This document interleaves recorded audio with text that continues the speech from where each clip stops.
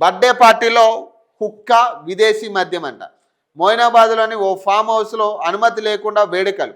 ఎస్వాటి పోలీసులు దాడి. 10 విదేశీ మద్యం బాటిళ్లు, 7 హుక్కా పరికరాలు స్వాధీనం. పార్టీలో వైసీపీకి చెందిన దువ్వాడ శ్రీనివాస్, మాధురి వారిద్దరికి నోటీసులు. మరో 4గురిపై కేసులు నమోదు. పార్టీకి పర్మిషన్ లేదని మాకు తెలియదు.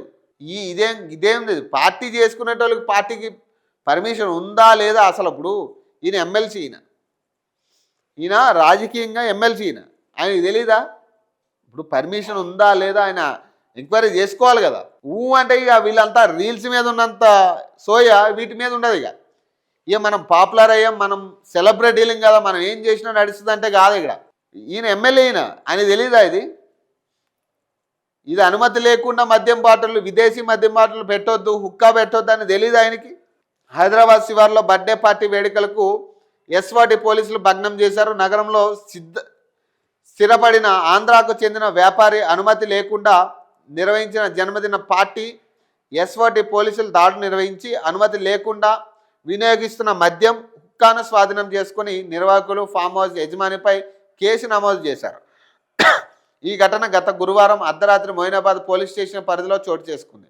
ఏపీలోని అమలాపురానికి చెందిన పార్థసారథి 20 ఏళ్ల క్రితం నగరంలోని దిల్సుఖ్ నగర్లో స్థిరపడి స్థిరాస్తి వ్యాపారం చేస్తున్నాడు. ఆయన పుట్టినరోజు పురస్కరించుకొని గురువారం రాత్రి రంగారెడ్డి జిల్లాలో ఈ మోయినాబాద్ ఫామ్ హౌస్లు ఇక మొత్తం సెలబ్రిటీలు అంతా ఆడకే అసలు కనీసం పర్మిషన్ లేకుండా ఇప్పుడు వీళ్ళు దొరికిరు కాబట్టి.